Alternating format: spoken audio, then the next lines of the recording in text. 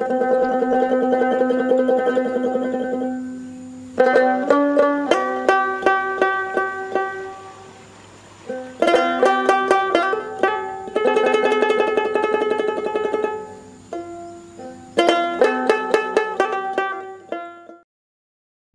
পশ্চিমবঙ্গের একটি অন্যতম প্রধান অর্থকরী শর্করা জাতীয় ফসল।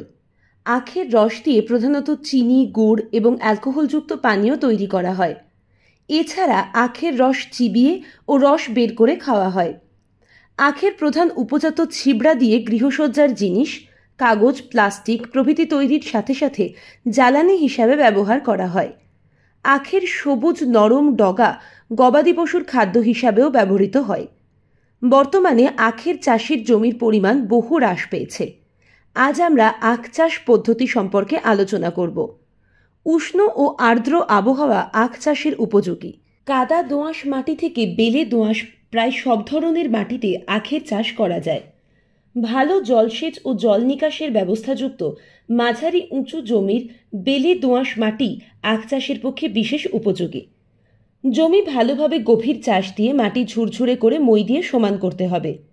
আখ গাছের গোড়ার দিকে যতদূর পর্যন্ত শিকড় বের হয় সেই অংশ বাদ দিয়ে ওপরের অংশের পুরোটাই আখ বীজ হিসাবে ব্যবহার করা যেতে পারে।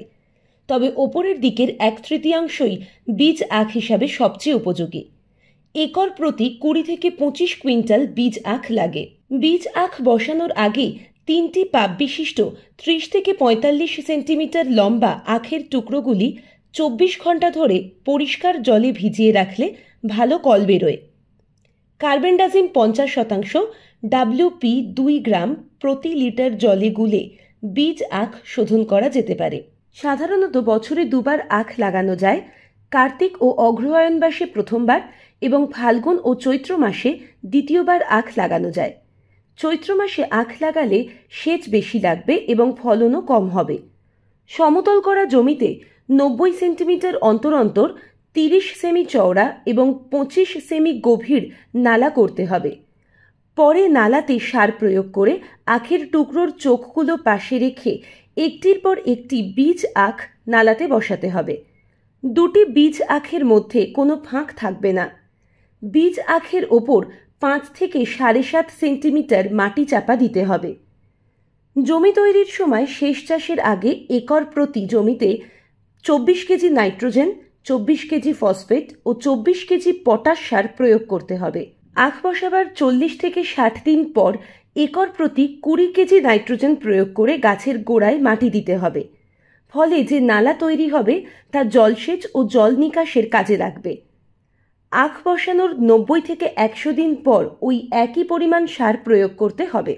পরিমাণ মতো জল আখের উৎপাদন এবং চিনির পরিমাণ নিয়ন্ত্রণ করে। মাটির রসের অবস্থা বুঝে আখ বসানোর 2 থেকে 3 দিনের মধ্যে সেচ দিতে হবে। এরপর বর্ষা শুরু হওয়ার আগে পর্যন্ত 15 দিন অন্তর প্রয়োগ করা এবং বর্ষার পর অবস্থা বুঝে 1 মাস অন্তর সেচ প্রয়োগ করা উচিত। তবে গাছ বেরোবার পরে এবং চাপান সার প্রয়োগের পর ভেলি বেঁধে দিয়ে সেচ প্রয়োগ করতে হবে। আখ কাটার ঠিক 1 মাস আগে সেচ দেওয়া বন্ধ করতে হবে। প্রথম ও দ্বিতীয় চাপান সার প্রয়োগের সময় একটি দানাদার ওষুধ প্রয়োগে ভালো ফল পাওয়া যায় এবং পোকার আক্রমণও কম হবে। আখ খুব লম্বা ও নরম হওয়ায় নুয়ে পড়ার সম্ভাবনা থাকে এবং আখের রসে চিনির পরিমাণ কমে যায়। সেই জন্য পাশাপাশি 2 সারির কয়েকটি গাছ একত্র করে আখ পাতা দিয়ে বেঁধে দেওয়া হয়। আখ গাছের শুকনো পাতা দিয়ে জড়িয়ে বেঁধে রাখলে রোগ পোকার উপদ্রব দেখা দিতে পারে। রোগ পোকায় আক্রান্ত পাতা ব্যবহার না করে সবুজ পাতা ব্যবহার করাই ভালো। হাত নিড়ান ও আগাছানাশক প্রয়োগ করলেও আগাছা দমন করা যায়।